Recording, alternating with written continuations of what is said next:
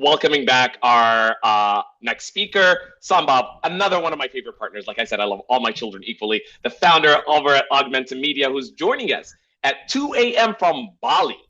Do you understand how busy this guy is?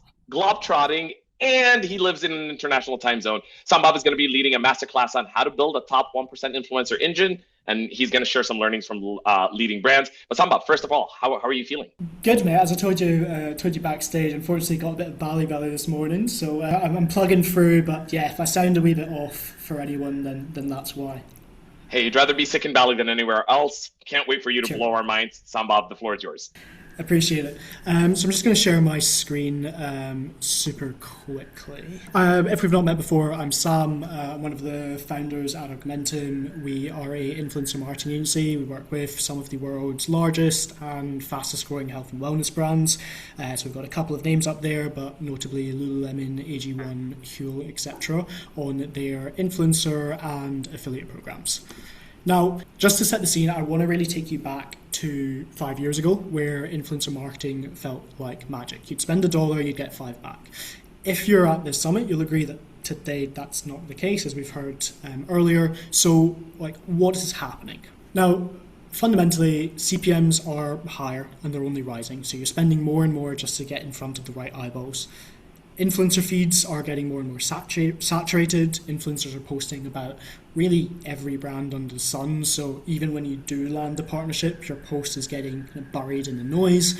And finally, I know this rings true for a lot of people, attribution is getting tougher. You end up over-indexing on strategies that fit your measurement models rather than the other way around. Meaning that I'm seeing a lot of in-house teams defer to channels that are easier to track, even when they're driving weaker results. So I assume a couple of those ring true. Now, to make matters worse, the space itself is noisier than ever. Inauthentic partnerships flood the feed, AI influencers are entering the scene, and creators are de-influencing faster than brands can launch new campaigns. All of that to say, the returns that used to come easy now take real work. So you're stuck with the question, how do we take this channel, this messy, emotional, unpredictable channel, and how do we really turn it into something that is sustainable, measurable, and scalable, which are 3 keywords that we look at Augmentum? The truth is, the old playbook for that, in my view, doesn't really work anymore. In my view, that shift isn't tactical, it's a bit more fundamental. For me, a concept that I'm really, really big on is the concept of building an influencer engine, and that's really what I think scaling influencer is about in 2026. Building an engine is, simple terms, about building the systems that drive repeatable results and allow you to scale it, rather than a more traditional test and learn approach that we've been taught since university. So today, that's exactly what I'm going to walk through. The way I'm going to do that is through the Drive framework that we use internally. This is a 5-step system behind genuinely every single high-performing influencer program we've seen. It's the commonality between them all, and one that we're using, whether consciously or not, with every brand that we work with. So let's get into it. It starts with discovery. And I want to be honest with you, I really disagree with how most brands treat influencer discovery. Oftentimes, when I chat to people, they're looking for a good-looking profile, decent engagement rate, and a fit with the brand. All of that, surface level, makes a bunch of sense when you're working with one partner. I mean, I truthfully completely disagree with how brands really look at influencer discovery. For me, it's a bit more about, how do you build a system that allows you to find creators? And what we often talk about really is building a toolkit for influencer discovery. So for me and really for our team, there are 3 big things that are kind of within our toolkit. First is finding creators that are already buying from the brand. So whether that's through their email or whether that's through them tagging you organically on social. The second is through your kind of traditional influencer sourcing tools. So putting in the right demographics, putting in the right keywords, using kind of AI lookalike filters.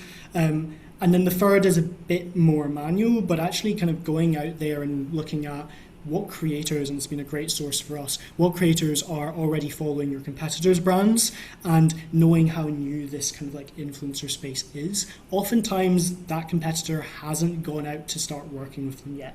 And so beating them to the punch there, you not only are, I guess, taking a kind of really strong creator from a competitor, but you know that they're high intent within that niche. Now, Now, once you've found that creator, a lot of brands are tempted to go straight into kind of paid partnerships. Perfectly valid strategy, and we do it across kind of a couple of our campaigns. But for me, for a lot of especially low to mid AOV brands, I think that there is a massive case for seeding at scale first, really not with the intention of generating content, but actually with building the relationships with those creators.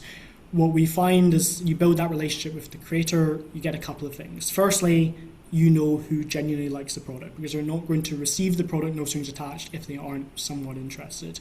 Secondly, if you've built a relationship with them, you can take them down the track that they are best suited to.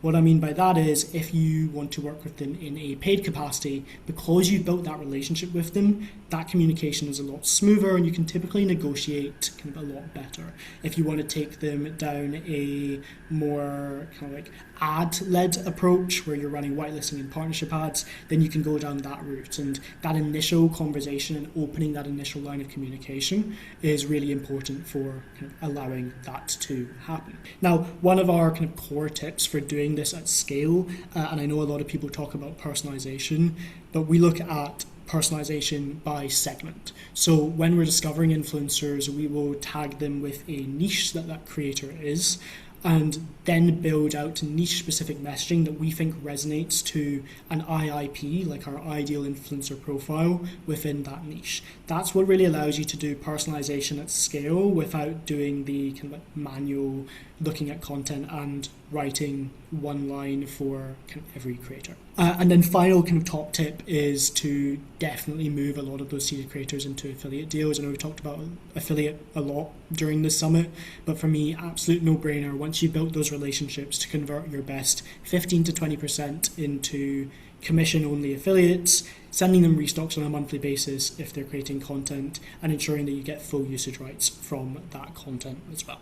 From there, we look at iteration. So you've got a heap of content coming in, and the temptation is really to just kind of like sit there and let it run. Instead, we're typically looking at 3 different categories: what niches are performing best, what content types are performing best, which includes your hooks, your structure, and your CTAs.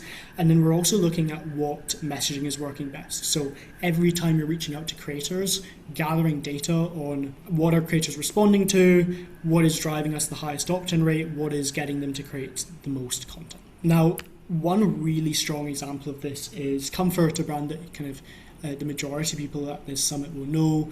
They're a brand that really took that iteration to the next level. They were pushing kind of hundreds of creatives a week, thousands of creatives per week, testing across all of those different niches. And importantly, and this is where I think a lot of brands fail, they passed those learnings back. So they were distributing what hooks are working best and asking other creators to create them, what concepts are working best, asking other creators to create them, and ensuring that that content engine just kind of like learns and learns and learns. So you know what works, you do what you wanted to do all along, which is spend. And this for us is what we call viral amplification. This is how do we in a predictable way ensure that we're getting the impressions, the reach, and ultimately the sales that this channel can drive, and how do we do that in a way that is structured and isn't relying on the odd video going viral.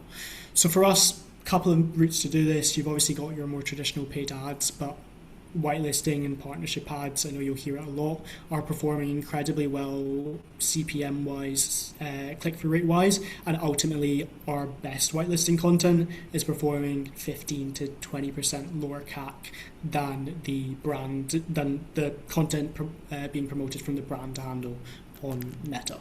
Now, one thing that I talk to a lot of brands about, and a question I get a lot about, is what makes creator content really strong to be amplified on paid social. And I think the biggest distinction that brands are starting to understand now is that what works for a warm audience, one that already trusts the creator, has already built a relationship with that creator over months and years, isn't necessarily what's going to perform really well in paid social to a cold audience. So you're looking for essentially creators whose content would make sense without context. Nice. Awesome sauce. We're almost at time, but I really want to hear you go us through the optimization with that data is just opinions. I feel like we've gotten so many quotable mentions today. Yeah. Views without convergence is just entertainment. This is my next one. Optimization with that data is just opinions. Yeah, awesome. Well, I'll keep it relatively quick. I think not very much left, but yeah, for me, optimization is a word that is a bit of a misnomer in our space. A lot of people look at optimization as like, how can I make a 5% tweak? How can I make a 10% tweak? I think that with the data that you've gathered in the previous steps of this Drown framework, there are much larger levers, much larger significant shifts that you can make. And so looking at what we look at is what is the shift or what is the optimization, what is the tweak that's going to make us generate 20-30% better returns than 3-5% returns. So I will leave that with you guys. I've got a case study here, but Maddie, I don't know if we have that much time. If so, I'm happy to just get through to the next slide. Yeah, I think we're at time. We can skip the case study. And guys, also Sambhav is gonna be in the chat for a few moments afterwards. He's gonna drop his contacts. Highly recommend you book some time with Augmentum and get like an audit for your program for sure. Sweet. Want to leave you guys with this. If you scan this QR code, and Sharif's going to put the link in the chat as well. This is pretty much everything I know about influencers. So if you look at it and you're like, Sam, this isn't very impressive, then I guess we'll never chat. But give it a scan, request the details, and we'll make sure to send it across to you via email after the event.